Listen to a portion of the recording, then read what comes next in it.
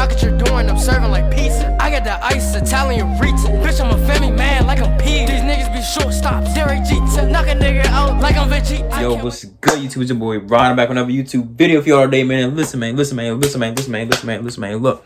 I'm back with another reaction video for y'all, man. This one is titled "Sleep is Just Death Being Shy" by Exurb 1A.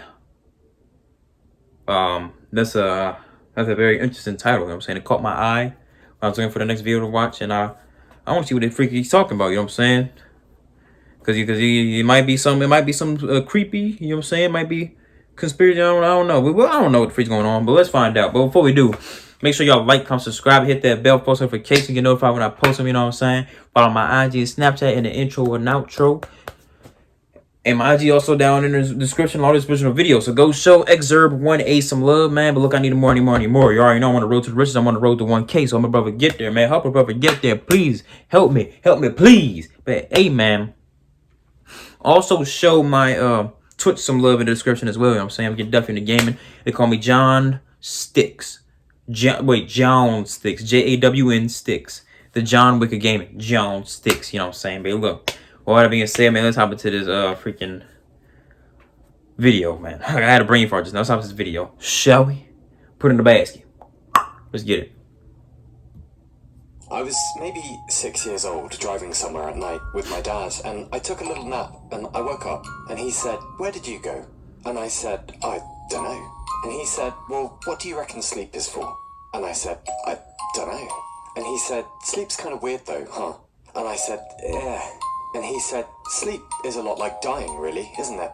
And I said, "What? I'm 6 fucking years old." What? Ain't no way your father talked about this like that.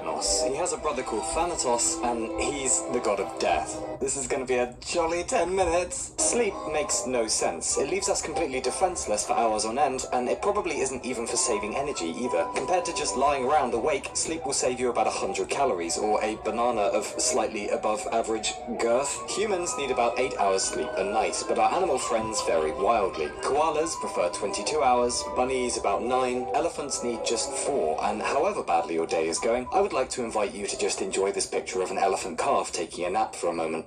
There, that's better. Very cute. Very cute. No, me neither. But whatever sleep is for, it's so essential that nature wired it into almost every half-intelligent organism on the planet. For example, dolphins. If they slept like us, they would drown because they don't have gills and they need oxygen. So they sleep unihemispherically. That is, they float just below the water and one side of their brain sleeps while the other stays awake, then they swap over. Human death rehearsal, sleep, is a bit more straightforward. Teeth, toilet, spot of hysterical crying, and it's off to the land of Nod. Stage 1, brainwaves slow down a bit. Stage 2, your pulse will slow down and you'll begin producing sleep spindles, which are little bursts of brainwaves that, well, we don't know what they do exactly, but they look a bit like that.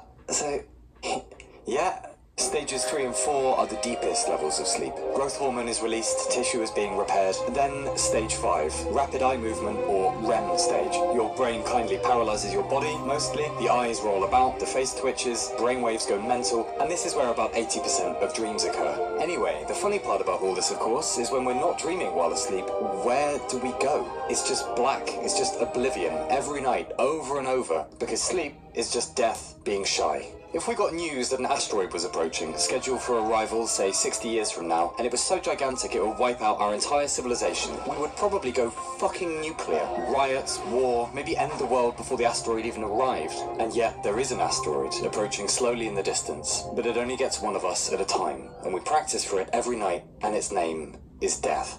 With an asteroid, the whole species will be gone in a few days, probably. With death as it stands today, though, maybe we take comfort in the fact that even though we'll be gone, the world will still carry on without us.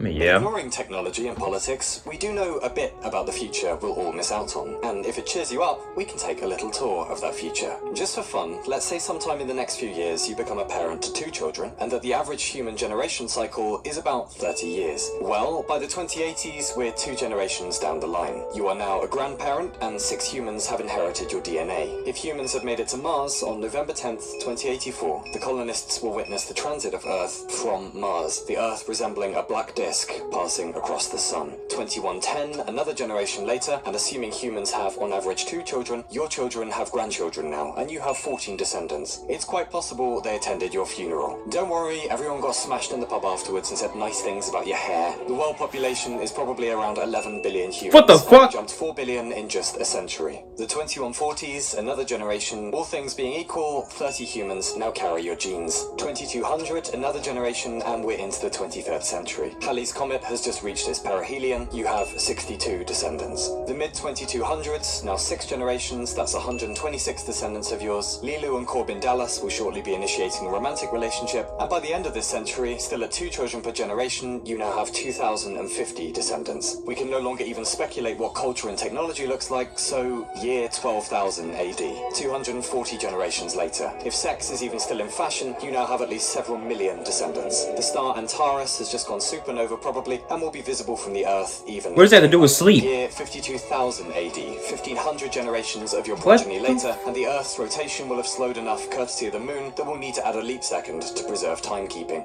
Year 100,000 AD, 3000 generations later, you might recognize the constellations, but they'll be altered. The handle of the Big Dipper getting a little relaxed at the back, for example. 250,000 AD, 7,500 generations later. Loihi, currently a submarine volcano in 2019, will have risen out of the ocean and become a volcanic island. 2 million AD.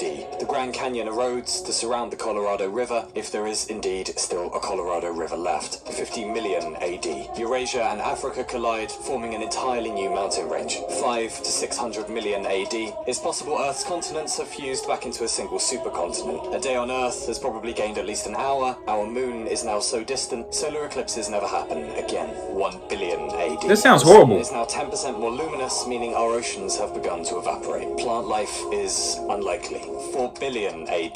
The Milky Way, our galaxy, and our neighboring galaxy Andromeda collide, forming Milkomeda. 10 billion AD. The sun is now 256 times its current size and has almost certainly swallowed Mercury, Venus, and Earth. 1 trillion AD. What the fuck? This is The horrible. Big Crunch has now begun. The remains of the universe falling back in on herself. Galactic clusters will begin to converge, stars will collide, the resulting explosions illuminating the heavens nearby and distant. Eventually, the black holes of the universe will collide with one another, amassing into a single supermassive black hole, consuming itself. 1 quadrillion AD.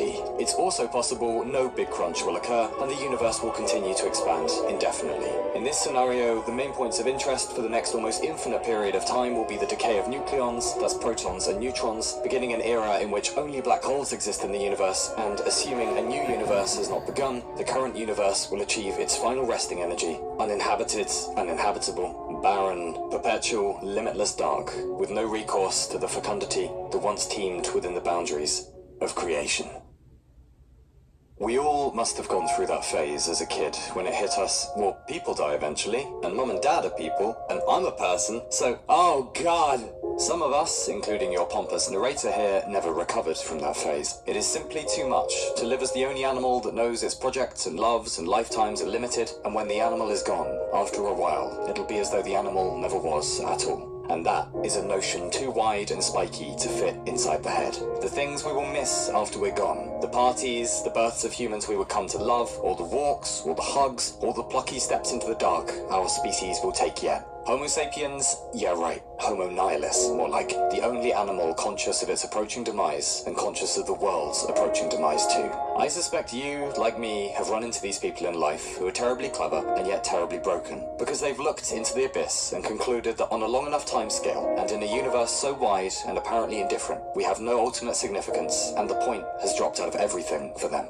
But there is a middle way, between denial, I'm so fucking important, look at my bank balance, etc., and despair, there's no point to anything if we all just go off into the dark, etc. Because the world is just as fantastical as it is horrific, and it's just as arbitrary to lose hope as it is to find it. If everything was forever, would that really change so much? 80 years or a trillion, beer would still taste just as good, wasps would still be pricks. Fuck you, wasps. Yeah, fuck you. Aging and death and stay up infinitely past bedtime. But as it stands today, we don't have the science yet, and so God-fearing or not, we have to find some way of making peace with the thing. For you, it might be religion or some variant of spirituality, and fair enough. But I'll tell you what works for me personally though. When it's late and I can't sleep, and the abyss starts whispering about how I'm gonna go into the dark one day, Monday, I keep in mind that whether I like it or not, I am part of something bigger. An experiment conducted across the entire planet, conducted across all of history, called us. Somewhere in the future, we are gone, and someone who loves us is remembering us. Somewhere ahead of that, they are gone, and someone who loves them is remembering them. The interminable rise and fall of generations. How many of us have been and gone down here since we became Homo sapiens? Billions, at the very least. To have stubbed one's toe, to have heard a new word and looked it up, to have yelled at the GPS as though it's the GPS's fault you got lost, to have watched another human blowing their nose or picking their teeth or something equally disgusting, and quietly thought to oneself, oh fuck, I've fallen in love with you, haven't I? Just to have been anything. What a weird honor. If sleep is just death being shy, then waking up is atoms being miraculous. The fact that for about 80 years atoms know they're even atoms at all, courtesy of being humans. Birth, death, the silly bit in between. If none of it has any ultimate significance, if on a cosmic scale none of it matters, does that really fucking matter? We won't last forever, but while we're here, what a silly decision it would be to waste our day out in the cosmos. That brief period of time when matter woke up, on a world as interesting as this one, with hair as excellent as yours, with all the other talking carbon units around us, who we can hang out with and be fond of and talk shit to, and keep the abyss well at bay. And if all that wasn't enough, just in case, in the words of Ursula K. Le Guin, a human who left us just last year, when I take you to the valley, you'll see the blue hills on the left and the blue hills on the right. The rainbow and the vineyards under the rainbow late in the rainy season. And maybe you'll say, there it is, that's it.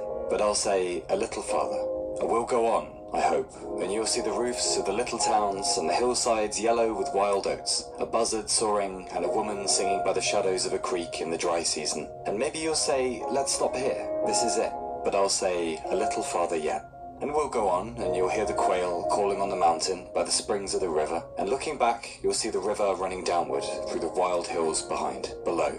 And you'll say, isn't that the valley? And all I will be able to say is drink this water of the spring, rest here a while. We have a long way yet to go, and I can't go without you.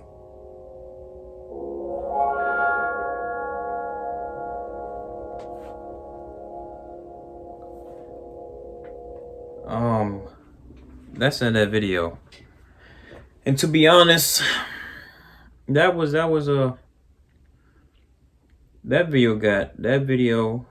was beautiful. I'm not gonna lie, that video was beautiful, a masterpiece, if I do say so myself. But it did veer off from sleeping. You know what I'm saying? It veered off severely from sleeping. You know what I'm saying? But I mean, hey, it was a beautiful video. Hey, freaking, you know what I'm saying? Ah, shoot. Freaking, you know what I'm saying? But hey, look, with all that being said, man, make sure y'all like, comment, subscribe. Ding! Hit that bell for post notifications. Get notified when I post them, you know what I'm saying? Find my IG, Snapchat, intro and outro. Find my IG in the below description. It's there along this original video, you know what I'm saying? So go show Exurb1A some love, man. But look, I need more. I'm on the road to the riches. I'm on the road to 1K, so help me get there. Help me get there, man. But look, with all that being said, man. Oh, yeah, my Twitch. So show my Twitch some love. They call me John Sticks. I'm Get Duffy Gaming. It's something you don't want to miss for real. It's a spectacle to witness. But now, with all that being said, I am... Go.